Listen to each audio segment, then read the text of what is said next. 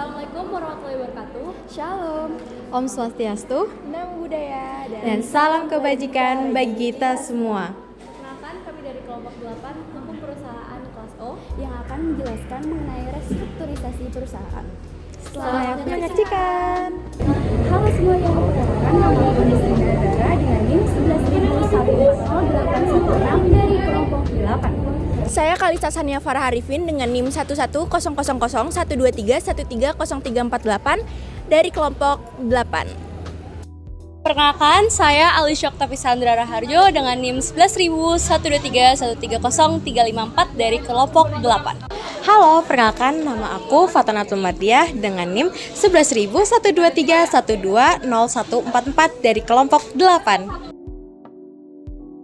Mengenal restrukturisasi. Restrukturisasi adalah suatu proses yang dilakukan secara sistematis dan terencana untuk mengubah struktur suatu organisasi, perusahaan, atau sistem tertentu dengan tujuan untuk meningkatkan efisiensi, efektivitas, dan daya saing.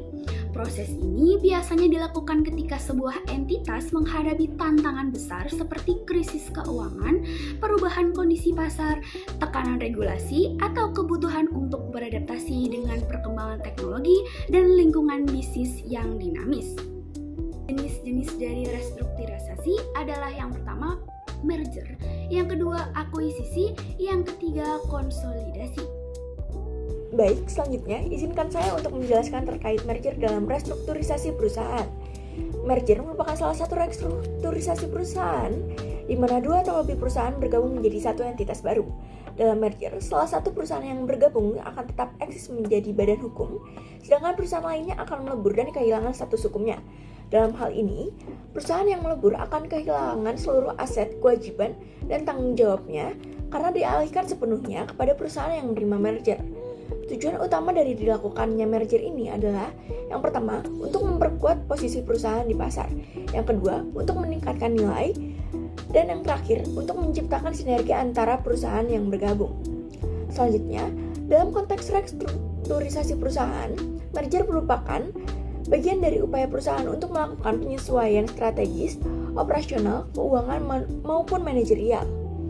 Hal ini bertujuan untuk mencapai tujuan bisnis yang lebih optimal.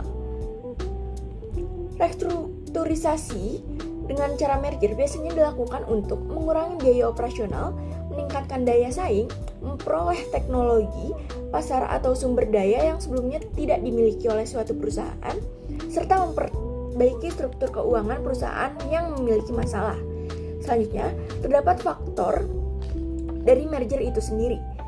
Yang pertama, meningkatkan nilai dan profitabilitas perusahaan melalui sinergi pendapatan dan biaya. Yang kedua, menyelamatkan perusahaan yang terancam bangkrut atau mengalami masalah keuangan.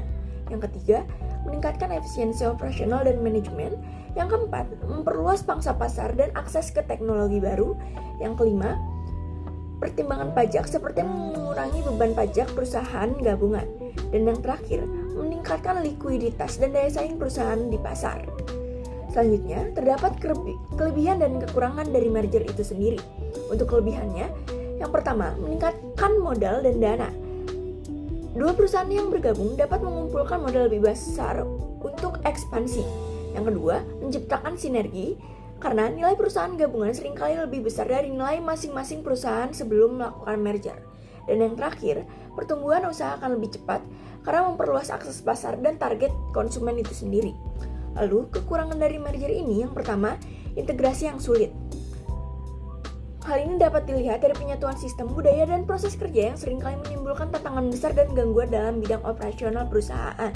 Yang kedua, biaya merger yang tinggi, termasuk biaya hukum, konsultan, serta restrukturisasi itu sendiri.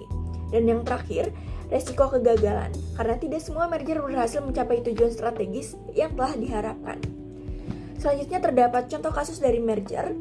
Yang pertama, merger Bank Syariah Indonesia atau BSI, yang melakukan penggabungan 3 bank syariah BUMN, diantaranya Bank Syariah Mandiri, Bank BNI Syariah, dan Bank BRI Syariah menjadi Bank Syariah Indonesia pada tanggal 1 Februari tahun 2021. Untuk contoh kasus yang kedua, ada merger Gojek dan Tokopedia atau biasa dikenal dengan Goto Group yang dilakukan pada tanggal 17 Mei tahun 2021, yaitu penggabungan dua startup besar Indonesia, diantaranya Gojek dan Tokopedia, membentuk suatu Goto Group.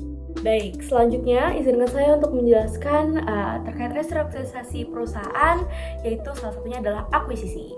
Nah, akuisisi ini adalah suatu proses pengambil alihan kepemilikan atau pengendalian atas saham ataupun aset dari suatu perusahaan oleh perusahaan lain, sehingga perusahaan yang diakuisisi ini tetap eksis secara hukum. Namun, kendali manajemennya ini berpindah ke perusahaan yang mengakuisisi tersebut. Nah, akuisisi ini dapat berupa pembelian sebagian besar atau seluruh dari saham perusahaan target. Apa sih faktor penyebab dari akuisisi ini? Faktor penyebabnya yang pertama itu meningkatnya sinergi dan juga efisiensi operasional. Kemudian untuk memperluas pangsa, pasar dan akses ke teknologi ataupun produk baru. Kemudian yang ketiga adalah menyelamatkan perusahaan yang mengalami kesulitan keuangan dan juga memperkuat posisi kompetitif dan mempercepat pertumbuhan bisnis. Kemudian akuisisi ini juga ada kelebihan dan kekurangannya. Apa sih kelebihan dan kekurangannya? Yang pertama, akuisisi ini memiliki kelebihan untuk mempercepat ekspansi bisnis tanpa harus membangun lagi dari nol. Kemudian juga mendapatkan aset teknologi dan sumber daya baru, meningkatkan nilai perusahaan melalui sinergi, mengurangi persaingan di pasar. Tapi akuisisi ini juga ada kekurangannya, yaitu pertama dengan resiko integrasi budaya dan manajemen yang pastinya sulit karena ada dua perusahaan yang menggabung menjadi satu. Kemudian ada potensi konflik internal dan resistensi dari karyawan yang mungkin tidak setuju dari tindakan akuisisi ini. Kemudian biaya akuisisi juga cukup tinggi dan juga resiko kegagalan strateginya itu juga cukup tinggi gitu. Dan yang terakhir adalah kemungkinan ketidakpuasan pemilik ataupun pemegang saham perusahaan yang diakuisisi tersebut. Kemudian saya akan memberikan beberapa contoh dari akuisisi tersendiri. Yang pertama itu ada akuisisi PT Hutchinson 3 Indonesia oleh PT Indosat Tbk di sektor telekomunikasi yang kemudian bergabung menjadi Indosat Ooredoo Hutchinson. Kemudian yang kedua ada Blibli yang mengakuisisi 51% saham French Market sekitar 2,03 triliun yang sehingga kepemilikan French Market ini berpindah ke Blibli. Kemudian yang terakhir ada PT Sarana Menara Nusantara Tbk atau anak Jarum Group yang mengakuisisi 93,03% saham dari PT Solusi Tunas Pratama dengan nilai sekitar 16 triliun. Materi yang ketiga yaitu mengenai konsolidasi. Konsolidasi merupakan peleburan dua perusahaan menjadi satu perusahaan yang menjadi baru. Perusahaan baru ini mengambil alih seluruh aset, hak, dan kewajiban perusahaan yang lama. Dengan kata lain, konsolidasi menghasilkan entitas yang lebih kuat dengan visi dan tujuan yang sama. Faktor penyebab adanya konsolidasi yaitu menyelamatkan aset perusahaan yang mengalami kesulitan, lalu memperkuat posisi dengan bergabung dengan perusahaan lain, lalu membentuk dan memperkuat pangsa pasar, selanjutnya meningkatkan efisiensi dan efektivitas dari operasional, lalu mengurangi risiko persaingan usaha, serta diversifikasi produk dan layanan, serta memberikan jaminan pasokan yang lebih baik. Selanjutnya yaitu kelebihan dari hadirnya konsolidasi ini terdapat ada 6. Yang pertama, meningkatkan kekuatan dan daya saing perusahaan baru. Lalu yang kedua, memperkuat pangsa pasar dan posisi bisnis. Lalu yang ketiga, efisiensi biaya dan operasional melalui penggabungan sumber daya. Lalu yang keempat, mengurangi risiko persaingan yang merugikan. Serta yang kelima, memungkinkan diversifikasi produk dan layanan. Serta yang terakhir, menyelamatkan aset dan bisnis yang berpotensi gagal. Kekurangan dari konsolidasi ini yaitu yang pertama, proses pembubaran perusahaan lama lebih memakan waktu. Lalu yang kedua, tantangan integrasi budaya dan manajemen dari perusahaan yang tergabung. Lalu yang ketiga, potensi kehilangan identitas perusahaan lama. Lalu yang keempat, risiko konflik internal dan resistensi dari karyawan. Serta yang terakhir, biaya administrasi dan hukum yang lebih tinggi dalam proses konsolidasi. Contoh kasus dari konsolidasi ini yaitu yang pertama Bank Mandiri, yang mana Bank Mandiri ini merupakan hasil konsolidasi dari 4 bank milik negara tiga, yaitu Bank Bumi Daya, Bank Dagang Negara, Bank Ekspor Impor Negara, dan Bank Pembangunan Indonesia. Keempat bank ini melebur menjadi satu entitas yang baru yang bernamakan Bank Mandiri pada tahun 1998. Lalu contoh kasus yang kedua yaitu adanya Bank CIMB Niaga, yang mana konsolidasi antara Bank Lipo dan Bank Niaga yang membentuk PT CIMB Niaga Tbk pada tahun 2008 sebagai respon terhadap kebijakan Bank Indonesia mengenai kepemilikan tunggal dari bank.